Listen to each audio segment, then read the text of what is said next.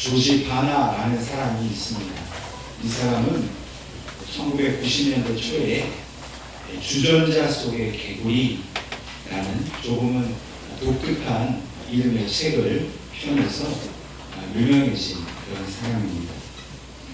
이 책을 통해서 조지 바나는 향후 10년간의 미국 사회가 어떻게 변화될 것인가 라는 것을 예측하였는데, 그의 예측한 내용 중에 약 90% 정도가 적중을 했다고 합니다.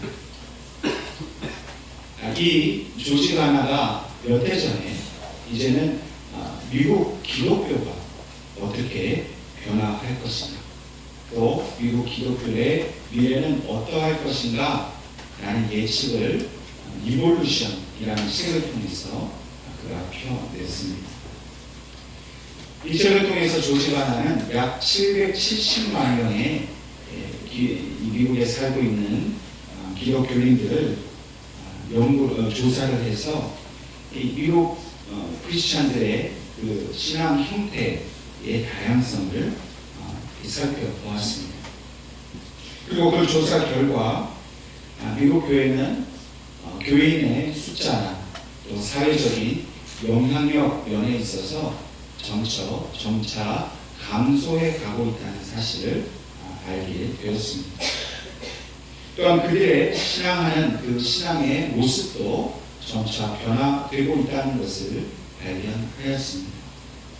그래서 조지 바나가 향후 20년 동안 미국 기독교에 어떤 변화가 있을 것인가 라고 예측을 했는데, 그 예측은 이렇습니다. 미국 교회 교인들의 약 3분의 1 정도는 아무런 변화 없이 기성교회에 그대로 머물러 있을 것이다 하는 것입니다.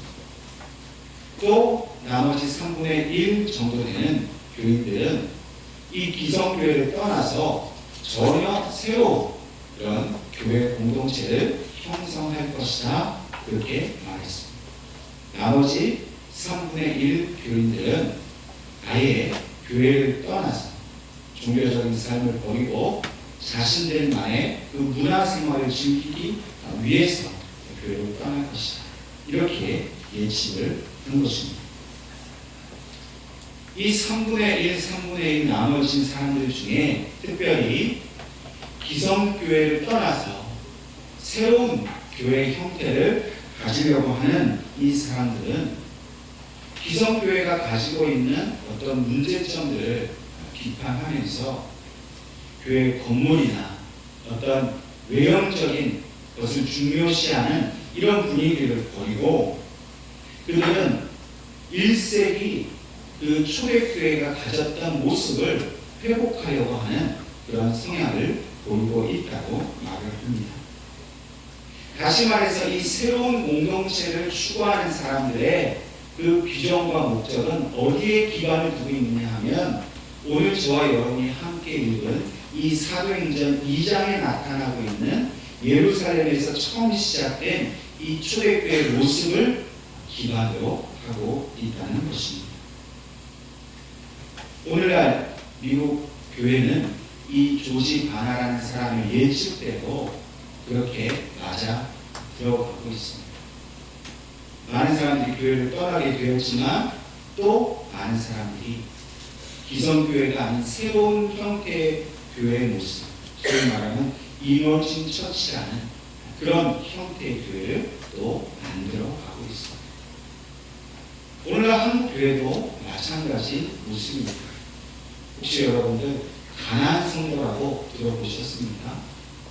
이 가나안 성도라고 불리는 이 일련의 그 표현된 문화적 표현으로 불리는 성도들은 사실은 이 가나안이라는 말을 거꾸로 얘기하면 어떻게 되죠? 안나가 성도.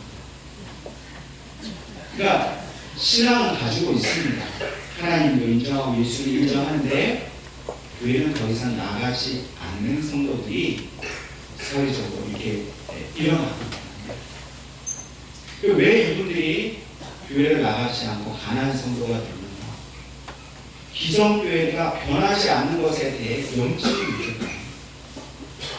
기성교회의 어떤 단점에 상처를 받고, 또 그 관계의 상처를 받아서 내가 예수는 믿지만 교회는 더 이상 나가고 싶지 않은 그런 사람들이 계속해서 증가하고 있다는 거예요.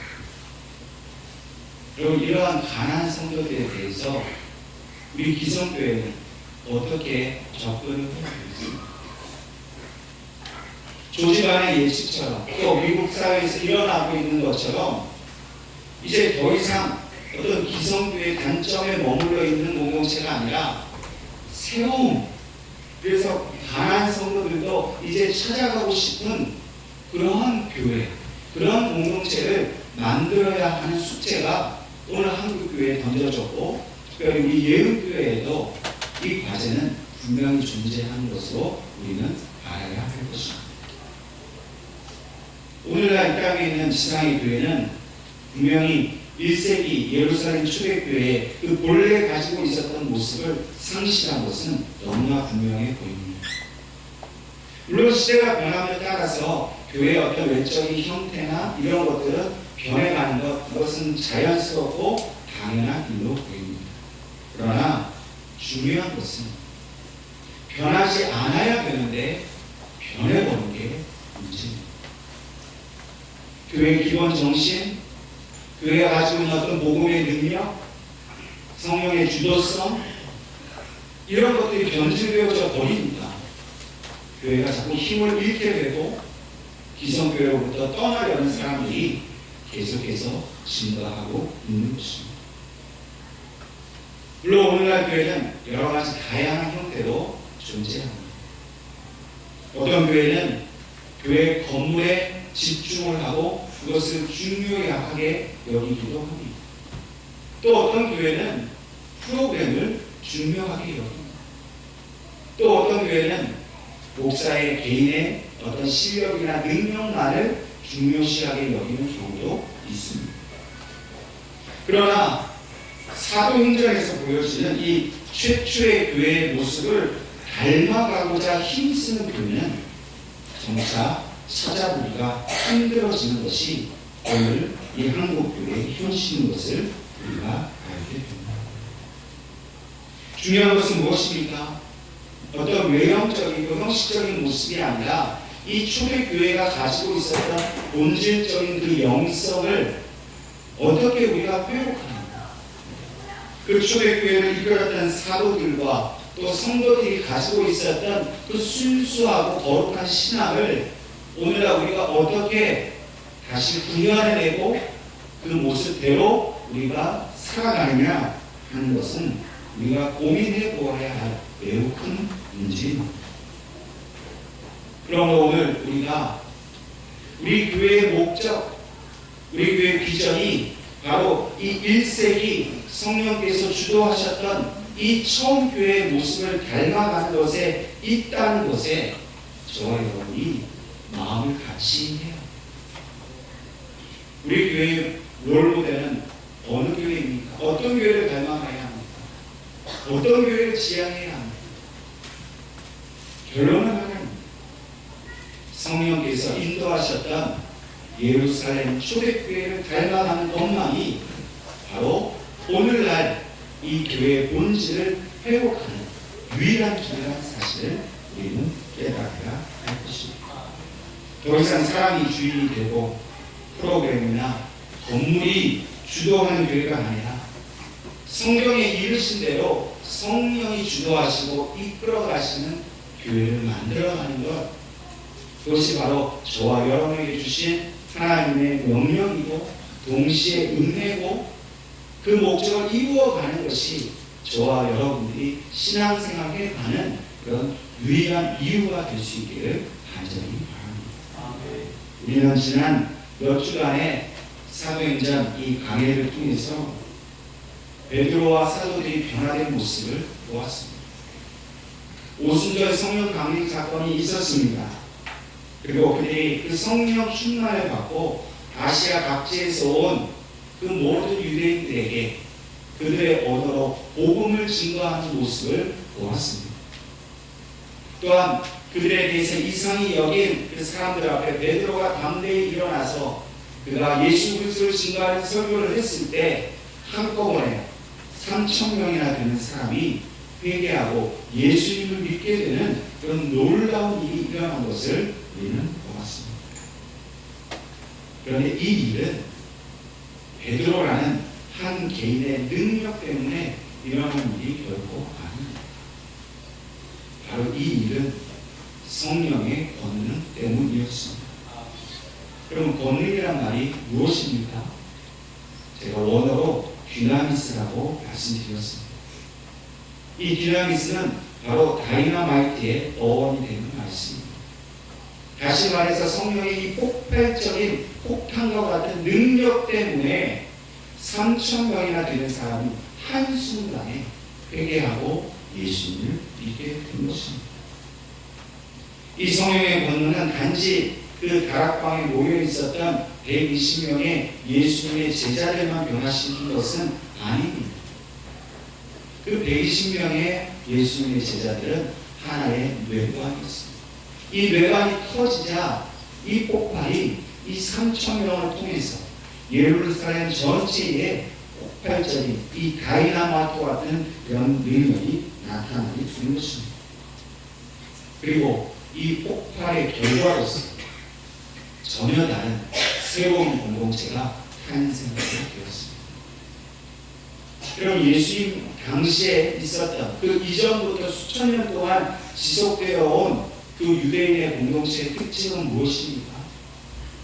그들의 중심은 율법이었습니다. 모세의 율법에 대해서 누구도 거기에 대해서 이의를 제기하거나 거기서 반감을 가지고 저항하려는 사람은 아무도 없었어요. 모두가 다 그 율법 아래에 있었습니다. 또한 그들의 삶의 중심에는 성전 제사가 있었습니다. 율법과 성전 제사라는 이 두 개의 무거운 돌을 짊어지고 유대 사회는 아무런 변화 없이 단점과 그 안에 불합리와 또 기득권자들의 그러한 포갑이 있었음에도 불구하고 누구도 그곳에서부터 자유하려고 하지 않았습니다. 그것이 하나의 유대인들의 숙명이었고 운명이었습니다. 아무도 바꾸지 않고 그저 끌려가듯이 그 유대 사회에 살아가고 있었습니다. 근데 그 유대 사회에 변화가 일어납니다. 이 성령의 권능, 이 폭발적인 능력으로 말미암아 이제는 율법과 성전 중심이 아닌 예수 그리스도를 통해 새로운 성령이 주도하시는 공동체가 탄생하게 된 것입니다. 오늘 저와 여러분이 함께 읽은 이 본문의 말씀이 유대 사회를 완전히 뒤집어 놓은 이 새롭게 탄생한 교회가 과연 어떠한 모습을 가지고 있었는지 우리에게 잘 말씀해 주고 있습니다. 오늘 저와 여러분이 함께 읽은 본문 43절 말씀에 그 바로 앞절인 42절 말씀과 또 46절 말씀을 제가 다시 한번 읽겠습니다. 그들이 사도의 가르침을 받아 서로 교제하고 떡을 떼며 오로지 기도하기를 힘쓰니라. 46절 날마다 마음을 같이하여 성전에 모이기를 힘쓰고 집에서 떡을 떼며 기쁨과 순전한 마음으로 음식을 이 두 구절에 표현되어 있는 이 새롭게 형성된 공동체의 그 모습을 우리에게 잘 보여주고 있습니다. 여기서 중요한 것은 그들은 교제했다는 겁니다. 이 교제는 예수 그리스도 안에서의 영적 교제를 말합니다. 단순히 일반 사람들처럼 같이 밥 먹고 차 마시면서 그저 자기 신변 잡기적인 이야기하고 이런 그런 친목 모임이 아니었다는 겁니다. 이것은 베드로의 설교를 들은 사람들, 그래서 자신의 죄를 깨닫게 되고 성령을 경험하고 그리스도의 이름으로 죄사함을 받은 그 은혜를 받은 사람들이 오직 예수 그리스도의 이름으로 모여 교제하는 그런 모임이었습니다. 그래서 그곳에서 그들은 떡을 떼는 것을 기뻐했습니다. 여러분, 여기서 떡을 뗀다는 것은 오늘 우리가 떡을 함께 나누어 먹는 이걸 얘기하는 것이 아닙니다. 이 떡을 뺀다는 것은 바로 성만찬 때에 예수님께서 제자들에게 나누어 주신 그 주님의 몸, 그것을 그들은 그 교제 가운데에 기념하였고 그것을 구현하였고 그 신앙 안에 그들이 떡을 먹었다는 것입니다. 다시 말해서 성찬식을 그들은 모일 때마다 떡을 먹으려 했다. 또 그 떡을 먹으니 예수 그리스도께서 자신들을 위해서 그 생명을 나눠주심에 대한 기쁨과 감격으로 그 모임이 교제로 이루어졌다는 것입니다. 그리고 46절 말씀처럼 그들의 교제 안에는 기쁨과 순전한 마음이 있었습니다. 그들의 교제에는 어떠한 불순한 동기가 없었기 때문에, 그리고 예수 그리스도께서 나에게 생명을 주신 그 기쁨과 감격이 있었기 때문에 그들의 교제 속에 항상 즐거운 마음이 있었고 기쁨과 감사의 찬양이 있었고 순수한 마음이 있었다는 것입니다. 결국 이 초대교회로 모인 예루살렘 교회 성도들은 그리스도 안에서 한 몸을 이루었습니다. 또한 이 사도들을 통해서 기사와 표적이 일어났습니다. 본문 44절에 보면 이 기사와 표적이 일어날 때에 그 주변 사람들이 두려워했다고 했습니다. 그 사도들을 통해 나타난 능력이 충분히 많은 사람을 두렵게 했습니다. 그러나 그 믿지 않는 자들에게는 두려움이 없지만 그 성령 공동체 안에 있는 사람들에게는 이것은 예수님을 경험하는 또 다른 은혜였습니다. 성령께서는 공동체를 통해서 역사하십니다. 성령께서는 예루살렘에 수천 명이나 되는 사람들이 회심하여 돌아와 교회를 이루게 하시고는 그곳을 통해서 다이나마이트와 같은 역사가 일어나게 하십니다. 그리고 그곳에서 그들은 오로지 기도하기에 힘썼다라고 본문은 말하고 있습니다. 42절 말씀에 뭐라고 했습니까? 오로지 기도에 힘쓰라 했습니다. 여기서 오로지 힘쓰다는 말은 결코 흔들림이 없이 그 일을 지속했다는 것입니다. 어떠한 세상의 유혹이나 어떠한 어려운 상황 속에서도 기도하는 일만큼은 결코 포기하지 않고 그 일을 중심을 붙들고 했다는 것입니다. 또한 46절 말씀을 보면 성전에 모이기를 힘쓰고 라고 하였습니다. 그들은 성전에 모이는 일에 최선을 다했습니다. 그리고 그곳에서 예배하고 기도하는 일을 오로지 그 일에만 집중을 하였습니다. 이 말은 그들이 세상을 자신들의 삶의 중심으로 삼지 않았다는 겁니다. 교회가 자신들의 삶의 중심이었습니다. 다시 말해서 그들의 교제의 목적은 어떤 자기의 비즈니스를 위한 것도 아니고 자기 개인의 유익을 위한 것도 아니고 오직 하나님께 있었음을 이 공동체가 우리에게 보여주고 있는 것입니다. 오늘 우리는 어떻습니까? 우리의 삶의 중심이 어디에 있습니까? 어떤 분은 자기 직장이 삶의 중심이 될 수 있습니다. 어떤 분은 자기 어떤 친구들과의 동창의 모임이 자기 삶의 중심이 있을 수도 있습니다. 또 어떤 분에게는 자기 자녀에게 자기의 삶의 중심이 있을 수 있습니다.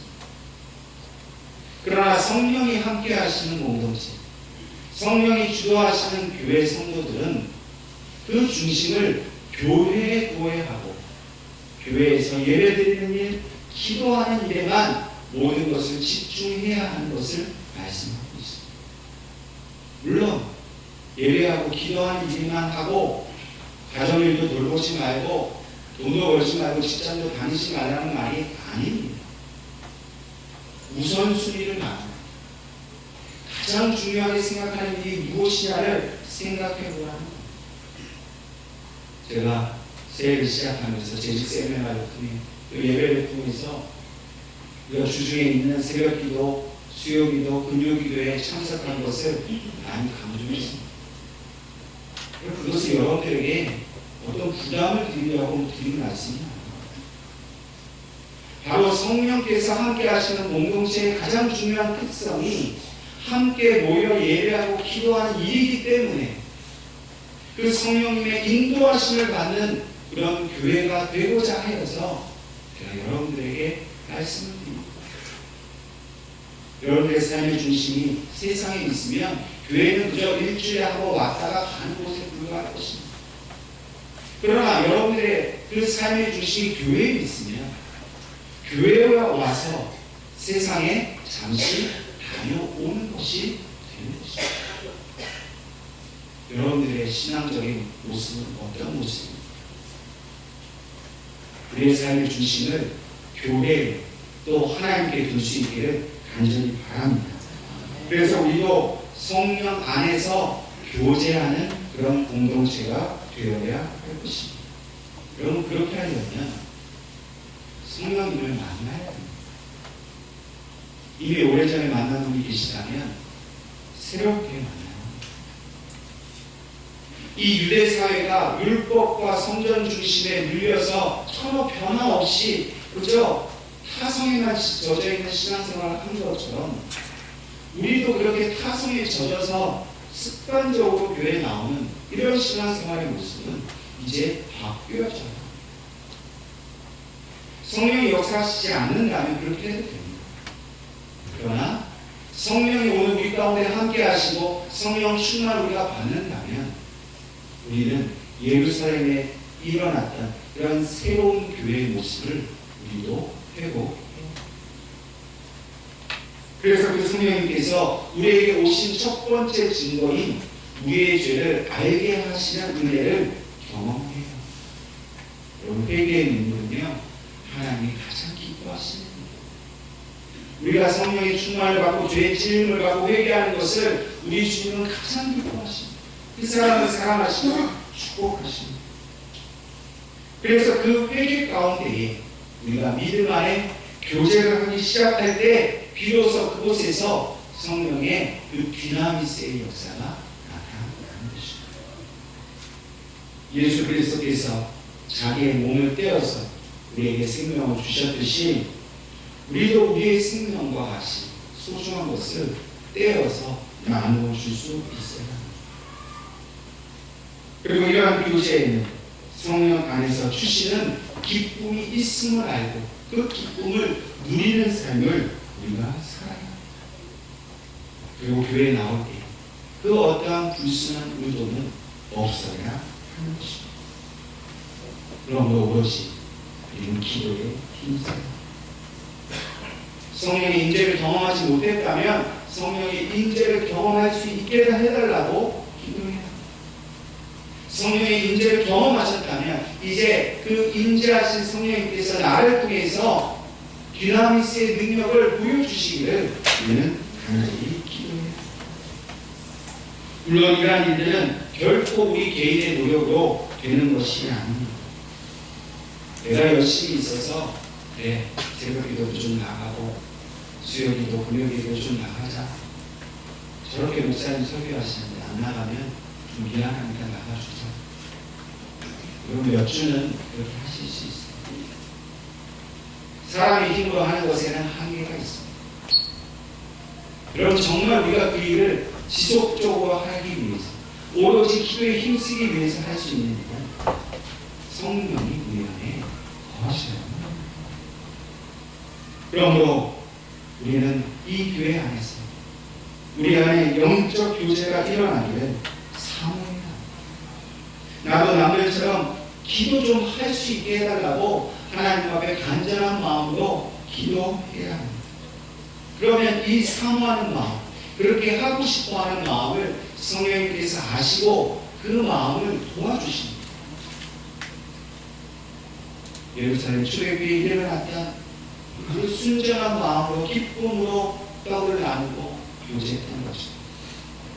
오늘 저와 여러분 이렇게 교제하는 교회, 성령 역사하시는 공동체를 이루어갈 수 있기를 주님의 이름으로 축원합니다.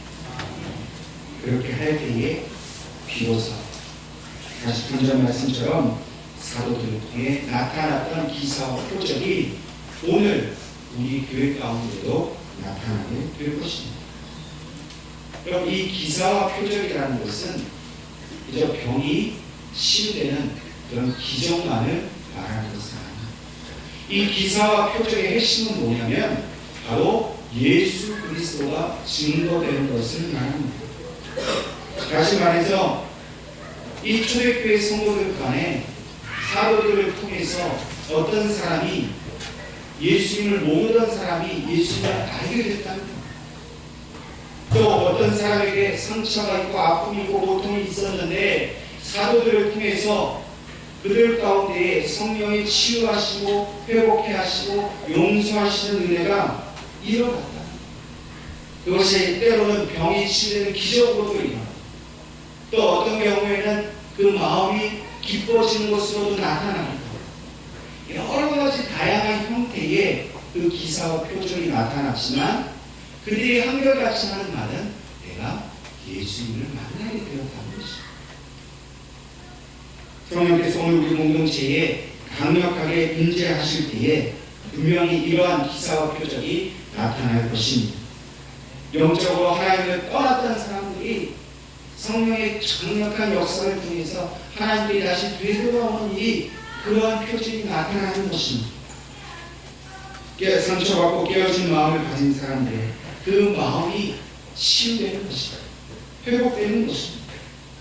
두려움과 우울과 절망과 낙심에 빠져있던 사람에게 소망의 마음이 일어나서 세상을 기쁨으로 긍정적으로 바라볼 수 있는 그런 기사와 표적이 나타나는 것입니다.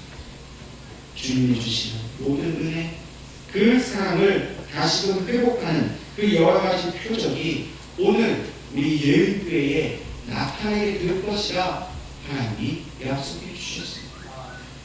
여러분, 그러면 우리는 어떻게 해야? 하나님의 약속은 반드시 이루어지는 일인데 우리는 이 약속을 믿고 성령 충만을 받아야 되지 않겠습니까? 1세기 예루살렘 초대교회의 모습을 회복하려고 우리 온 성도들이 마음을 모아 노력해야 되지 않겠습니까? 그렇게 노력을 하면, 그렇게 성령께 모든 것을 맡기고 의지하고 기도하면 오직 우리 가운데에 이 기사와 표적이 나타나게 될 줄로 믿으시길 바랍니다. 아멘. 이러한 성령의 기사와 표적이 나타나게 된 이후에 초대교회 성도들은 새로운 형태의 어떤 삶의 방식, 생활의 방식을 가지게 되었습니다. 44절과 45절 말씀에 믿는 사람이 다 함께 있어 모든 물건을 서로 통용하고 또 재산과 소유를 팔아 각 사람의 필요를 따라 나눠주며 라고 말씀하고 있습니다. 사실 이 성경 이 구절은 역사적으로 아주 큰 이슈가 되었던 그런 이 문제에 해당되는 성경 구절입니다. 바로 이 처음 공산주의자들이 공산주의를 내세울 때 근거로 인용했던 말씀입니다. 공산주의가 가장 이상적인 사회 형태라고 주장하면서 이 성경 구절에 나타난 이 모습을 구현하고자 했던 것이 초기 공산주의자들이었습니다. 그러나 이것은 그 공산주의자들이 이 말씀을 잘못 이해했습니다. 이 말씀은 결코 공산주의를 지지하거나 공산주의가 이상적이라고 말하는 성경 구절이 아닙니다. 초대교회 교인들이 자신들의 재산을 나눈 것은 오직 자발적인 헌신이 있었기 때문입니다. 이 재산을 나누고자 하는 그 마음은 오직 영적인 동기에서 시작되었습니다. 그들은 먼저 성령 안에서 예수 그리스도의 몸의 지체로서 영적으로 하나가 되었습니다. 그들의 영이 성령으로 충만하게 되니까 이 물질적인 것을 초월하게 됩니다. 공산주의는 사유재산이 없이 모든 재산을 동등 공평하게 그것을 공유하여서 나눈다는 것이지만 거기에는 자발성이 없습니다. 내 것이 없기 때문에 노력하지도 않습니다. 그래서 삶에 대한 의욕이 없고 점차 수동적인 삶을 살아가게 되는 것입니다. 우리는 현대사를 통해서 이러한 이상적인 그런 사회를 추구했던 공산주의가 철저하게 몰락하는 것을 우리는 보지 않았습니다. 그러나 성령 공동체는 전혀 다릅니다. 성령 공동체는 더 많이 내놓기 위해서 더욱 노력하는 공동체입니다. 자기의 것을 나눠줄수록 의욕이 상실되는 것이 아니라 더욱더 큰 의욕이 나타납니다. 그래서 오직 그리스도께서 자신의 몸과 피를 나눠주신 그 정신을 가지고 그들은 재산을 공유했습니다. 어떤 혁명적 이데올로기나 어떤 사람의 이상적인 그런 생각으로 이루어진 공동체가 아니라 오직 성령으로 이루어진 공동체, 그리스도의 정신으로 이루어진 공동체가 바로 예루살렘 공동체였습니다. 그리고 이들의 나눔은 단순히 자기들끼리 먹고 마시고 공평하게 살자고 해서 재산을 나누는 게 아닙니다. 이 나눔은 가난한 자들을 위한 나눔이었습니다. 다시 말해서 누군가의 그 강요를 못 이겨서 무조건 개인 재산을 다 팔아서 교회에 갖다 바친 그 헌금으로 갖다 바친 것이 아니라 자신의 재산을 가난한 자들에게 나누기 위해서 기꺼이 헌금을 했다는 것입니다. 자신의 재산을 축적하고 돈을 모으고자 하는 그런 탐욕의 이기적인 마음이 아니라 할 수 있는 대로 이것을 나누고자 하는 예수의 정신, 그 이타적인 마음으로 어려운 사람을 도와주려고 했던 것이 바로 초대교회의 나눔이었습니다. 그래서 그들은 나누면 나눌수록 더욱더 예수 그리스도의 몸에 참여하는 그런 영적인 은혜를 그들은 얻게 되었습니다. 오늘 성령께서는 우리 예언교회가 나눔의 공동체가 되기를 원하십니다. 물론 어떤 이들은 교회는 결코 자선단체나 사회봉사단체가 아니라 말합니다. 교회는 오직 복음을 전하는 곳이 되어야 한다고 그렇게 극단적인 교회론을 주장하기도 합니다. 물론 이 말씀이 옳습니다. 교회가 복음을 전하지 않고 영혼을 구원하는 일에 힘쓰지 않으면서 자선사업이나 사회봉사에만 집중하는 것은 결코 옳지 않습니다. 그러나 예수 그리스도께서 나를 위해 생명을 주신 은혜를 경험한 성령 공동체는 반드시 가난하고 어려운 사람들에게 자신이 가지고 있는 물질을 나눌 수 있는 그 마음을 가져야 합니다. 그것이 바로 오늘 본문에 나오는 초대교회 성도들이 했던 일입니다. 우리 교회가 새해가 시작되면서 청소년 행복 나눔이라는 단체를 통해서 어려운 청소년들을 돕기로 이렇게 시작하였습니다. 그럼 우리가 그 단순히 어려운 아이들을 돕는 것만이 목적이 아니라 그 돕는 일이 성령께서 원하시는 일이요, 우리가 받은 은혜를 예수님께 갚는 일이 바로 그와 같이 버려진 그 아이들을 돕는 일이기 때문에 우리는 일을 시작하고자 하는 것입니다. 예수 그리스도께서 주신 구원의 은혜가 감사해서 기쁨으로 우리가 이 일에 동참하고자 합니다. 우리도 이렇게 착한 일을 하니까 우리도 참 좋다, 내가 기쁘고 즐거우려고 이 일을 하는 게 아니라는 것입니다. 그러므로 앞으로도 우리 공동체는 계속해서 이러한 일들을 확장해 나아가야 할 것입니다. 여러분, 많이 은혜를 받았으면 더 많이 나눌 수 있어야 되지 않겠습니까? 이 나눔의 일을 하게 하시는 성령의 은혜가 충만한 공동체가 될 수 있기를 간절히 바랍니다. 마지막으로 예루살렘 초대교회는 부흥하는 공동체였습니다. 47절 말씀에 하나님을 찬미하며 또 온 백성의 칭송을 받으니 주께서 구원받는 사람을 날마다 더하게 하시니라 말씀하고 있습니다. 초대교회가 하나님을 찬양하는 일에 힘썼습니다. 자기들끼리만 예배드리는 것이 아니라 나눔이 있었고 영적인 교제가 있다 보니까 이들의 신앙하는 모습을 통해 예루살렘에 살고 있는 다른 사람들이 이 예루살렘 초대교회 성도들을 칭찬하기 시작했다. 그러더니 구원받는 사람이 날마다 오늘 성령께서 우리를 인도해 주셔서 하나님을 찬양하고 높이는 그 예배, 하나님께 기도하는 일에 우리가 전심을 다해야 합니다. 그리고 우리에게 주신 은혜를 세상에 흘려보내야 합니다.